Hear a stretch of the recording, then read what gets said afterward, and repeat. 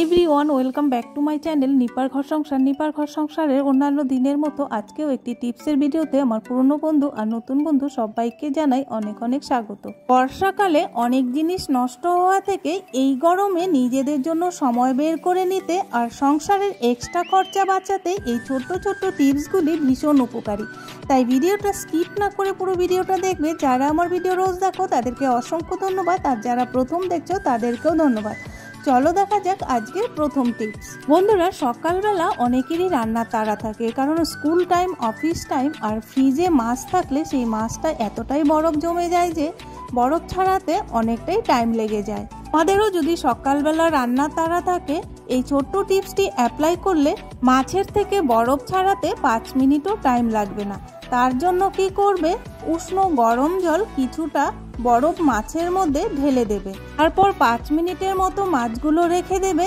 দেখবে মাছের থেকে সমস্ত বরফ ছেড়ে গেছে আর মাছের যে এক্সট্রা আষ্টে গন্ধ সেটাও অনেকটাই কমে গেছে। উষ্ণ গরম জল দেওয়াতে মাছের যে একটা পিছলে ভাব থাকে সেটাও সেরে যাবে আর মাছ ভাজতে খুব কম তেল লাগবে। বন্ধুরা, এই গরমে সকাল সকাল যদি রান্না করে নাও অনেকটাই রিলিফ পাবে। দেখতেই পাচ্ছ মাছগুলো কিন্তু একদম বরফ ছেড়ে গেছে। ভালো লাগলে অবশ্যই ট্রাই করবে। আমরা যখন নতুন চিরুনি কিনে নিয়ে আসি, সেই চিরুনি দিয়ে চুল আঁচড়াতে গেলে মাথাতে কিন্তু প্রচণ্ড ব্যথা লাগে। নতুন চিরুনিগুলো ভীষণ ধারালো হয়, মাথাতে লাগলে ব্যথা লাগে আর অনেক চুল ছিঁড়ে যায়। তো বন্ধুরা, এই ছোট্ট টিপসটি অ্যাপ্লাই করলে কখনোই আর মাথায় ব্যথাও লাগবে না, চুলও ছিঁড়বে না। তার জন্য প্রত্যেকেরই ঘরে কিন্তু নেল পালিশ থাকে। নতুন চিরুনি কিনে নিয়ে আসার সাথে সাথে চিরুনির দাঁতগুলোর মধ্যে যদি একটু করে নেল পালিশ লাগিয়ে দাও, তাহলে চিরুনির ধারালো দাঁতগুলো অনেকটাই মোটা হয়ে যাবে, ব্লক হয়ে যাবে, আর মাথাতে ব্যথাও লাগবে না, চুলও ছিঁড়বে না। কারণ নতুন চিরুনি কিনে আনার পর দেখবে দাঁতগুলো খুব সরু সরু থাকে, এই জন্যই আমাদের মাথাতে ব্যথা লাগে আর চুল ছিঁড়ে যায়। যে কোনো কালারের নেল পালিশ লাগিয়ে দিলেই কিন্তু আর এই প্রবলেমটা থাকবে না। তোমরাও নতুন চিরুনি কিনে আনার সাথে সাথে চিরুনির দাঁতগুলোর মধ্যে একটু করে নেল পালিশ লাগিয়ে রাখবে।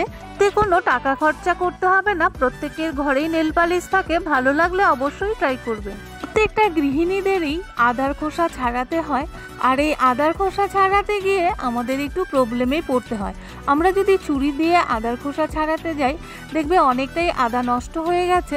ছুরি দিয়ে করতে গেলেও অনেকটাই আদা নষ্ট হয়ে যায়, আর নখ দিয়ে করতে গেলে কিন্তু আমাদের নখ ব্যথা হয়ে যায় আর অনেকটাই টাইম লেগে যায়। এই ছোট্ট টিপসটি যদি অ্যাপ্লাই করো, সেকেন্ডের মধ্যে অনেকগুলো আদার খোসা ছাড়িয়ে নিতে পারবে।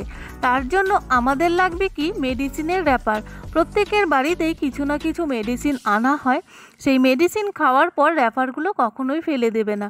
মেডিসিনের র্যাপার দিয়ে আদার খোসা ছাড়াতে এতটাই মজা লাগে আর এত তাড়াতাড়ি হয়ে যায়, তোমরা যদি আদার খোসা না ছাড়াও মেডিসিনের র্যাপার দিয়ে, তাহলে বিশ্বাসই করতে পারবে না ফেলে দেওয়া জিনিস দিয়ে আমরা কিচেনের কত তাড়াতাড়ি কাজ করে নিতে পারি। আদার খোসা ছাড়াতে গিয়ে ছুরি, বটি, কাঁচি কোনো কিছুরই প্রয়োজন হবে না। ফেলে দেওয়া শুধু একটা মেডিসিনের র্যাপার হলেই কিলো কিলো আদার খোসা ছাড়িয়ে নিতে পারবে, আর একটুকু টাইমও নষ্ট হবে না, আদাও নষ্ট হবে না।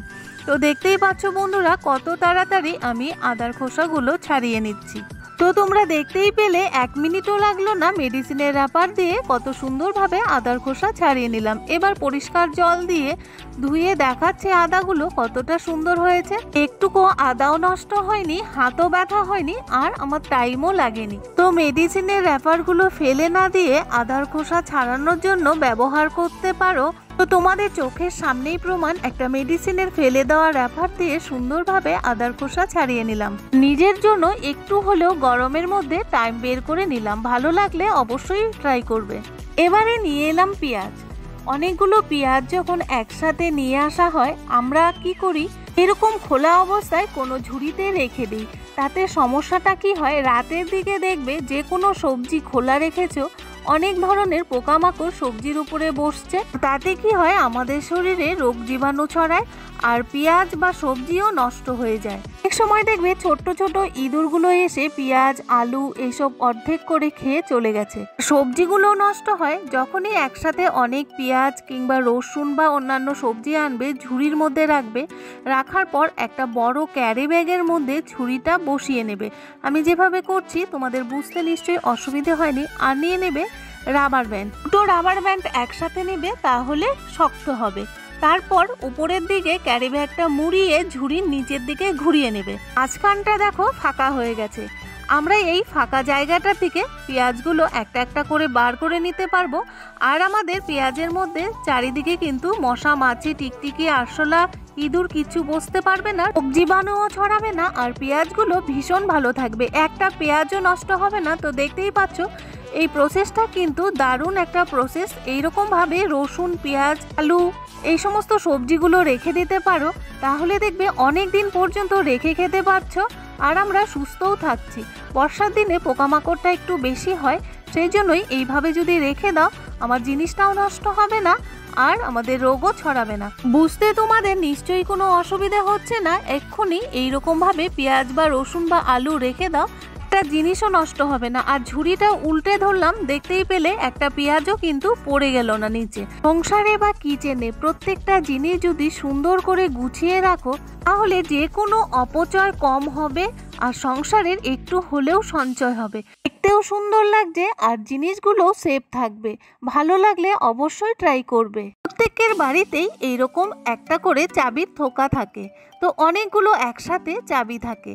তো আমরা যখন আরেকটা চাবি অ্যাড করতে যাব, এতগুলো চাবির মধ্যে একটু প্রবলেমে পড়তে হয়, কারণ চাবির যে রিংটা আছে সেটা খুলতে গিয়ে নখটা কিন্তু ভীষণভাবে ব্যথা হয়ে যায়। অনেক সময় দেখবে তো পড়তে শুরু করেছে। তো বন্ধুরাই এই ছোট্ট টিপসটি অ্যাপ্লাই করলে চাবি রিংয়ের মধ্যে যত খুশি চাবি অ্যাড করতে পারো, একটুকু প্রবলেম হবে না। তার জন্য নিতে হবে একটা খালি পেনের রিফিল, ভরা রিফিলও নিতে পারো। তো রিফিলটা প্রথমে রিংয়ের ভেতরে ঢুকিয়ে নেবে, দেখতেই পাচ্ছ কিভাবে ঢুকিয়ে নিলাম আর রিংটা কিন্তু ফাঁকা হয়ে গেল। আর এই পেনের রিফিলটার মধ্যে চাবিটা পরিয়ে দাও, তাহলে রিংয়ের ভিতরে নিজে নিজেই চলে যাবে। তাহলে কত সহজেই চাবি রিংয়ের মধ্যে আরেকটা চাবি অ্যাড করে নিতে পারলাম একটা পেনের রিফিল দিয়ে। ভালো লাগলে অবশ্যই ট্রাই করবে। বর্ষাকালে সয়াবিন বেশি করে রাখা যায় না, কারণ সয়াবিনের মধ্যে দেখবে সাদা সাদা পোকা হয়ে গেছে। কালো পোকা হয় অনেক সময়, আর সাদা পোকাগুলো কিন্তু দেখা যায় না। যখন আমরা গরম জলে দিই তখন দেখতে পাই যে সাদা সাদা অনেক সয়াবিনের মধ্যে পোকা ধরে গেছে। অনেকেই আছে সময়ের অভাবের জন্য একসাথে স্টোর করে রেখে দেয় বাজার, আর এই স্টোর করে রাখার জন্য অনেক জিনিস নষ্ট হয়ে যায়। তো সয়াবিন যখন একসাথে অনেকগুলো এনে রেখে দেবে স্টোর করে, সয়াবিনের মধ্যে মিশিয়ে দিবে 1 চামচ লঙ্কার গুঁড়ো। সয়াবিনের পরিমাণ অনুযায়ী লঙ্কার গুঁড়োটা দিবে। আমার যেহেতু অনেক সয়াবিন, সেই জন্য আমি 1 চামচই লঙ্কার গুঁড়ো দিলাম। এবার এই কন্টেনারের ঢাকনাটা লাগিয়ে একটু ভালো করে ঝাঁকিয়ে নেব, তাহলে কি হবে, লঙ্কার গুঁড়োগুলো সমস্ত সয়াবিনের মধ্যে লেগে যাবে আর সয়াবিনগুলো একটু ঝাল ঝাল হয়ে যাবে। ঝালের জন্য একদমই পোকা পড়বে না, ফাঙ্গাসও ধরবে না, আর সয়াবিনটা নষ্টও হবে না। দীর্ঘদিন এইরকম ভাবে সয়াবিন রেখে খেতে পারবে। টাকা খরচা করে জিনিস কিনে নিয়ে এসে নষ্ট করা কখনোই উচিত নয়। লাগলে অবশ্যই ট্রাই করবে। তোরা প্রত্যেকেই আমরা কলা খাই, কলা খাওয়ার পরে কলার খোসাটা কিন্তু ফেলে দিই।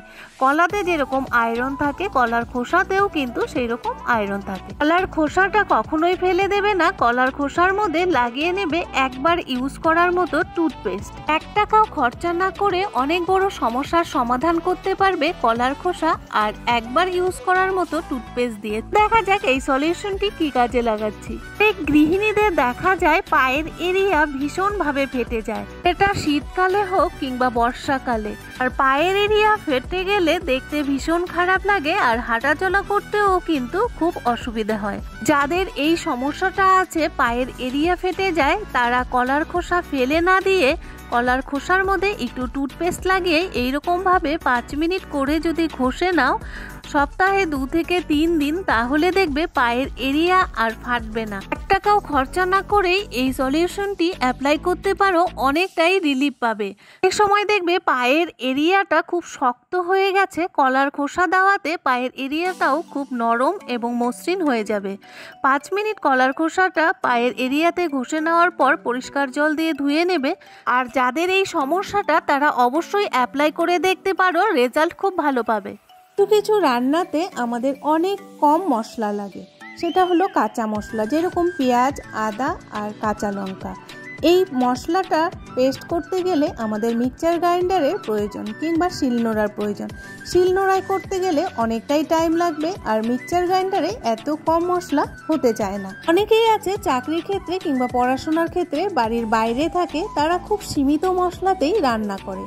তাদের কাছে না থাকে মিক্সচার গ্রাইন্ডার, না থাকে শিলনোড়া, তো খুব কম টাইমের মধ্যে সহজভাবে মশলা করে নিতে পারবে। তার জন্য নিতে হবে এই ধরনের যে কাপ নুডলসগুলো থাকে, এই কাপ নুডলসের প্যাকেটগুলো, কারণ এগুলো খুব হার্ড হয়, একটা গ্লাসের মতো, তাই এটা ভেঙে যাওয়ারও চান্স খুব কম।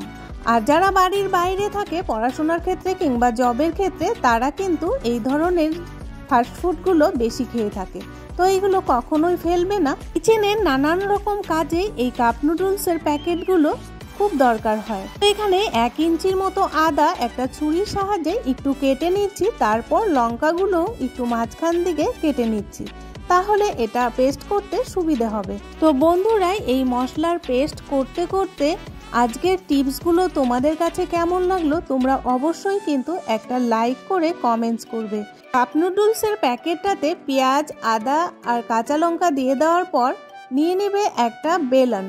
বেলন যদি না থাকে তাহলে এই ধরনের শক্ত কিছু নিয়ে এরকমভাবে মশলার পেস্ট তৈরি করে নেবে। তোমাদের বুঝতে নিশ্চয়ই কোনো অসুবিধা হচ্ছে না, মশলা কিন্তু একদম সুন্দর মিহি হয়ে যাবে। তো বন্ধুরা, তোমরা অবশ্যই একটা লাইক করে দেবে।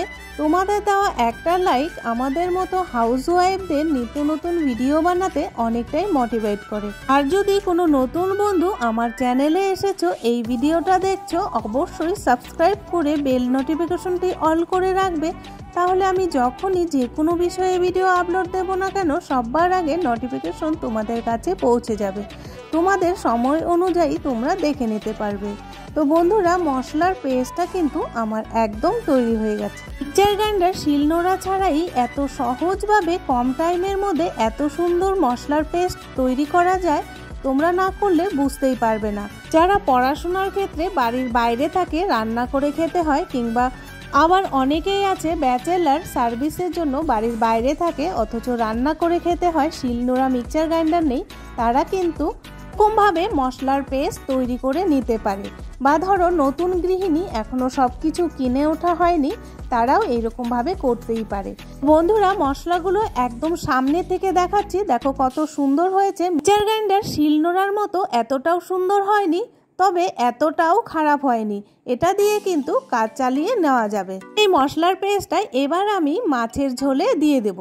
বন্ধুরা, আমি যে সমস্ত টিপসগুলো শেয়ার করি, প্রত্যেকটা টিপস কিন্তু A to Z আমি তোমাদের বোঝানোর চেষ্টা করি বা সামনে থেকে দেখানোর চেষ্টা করি, কেন তোমরা বুঝতে পারো আর এই কাজটা খুব সহজেই করতে পারো।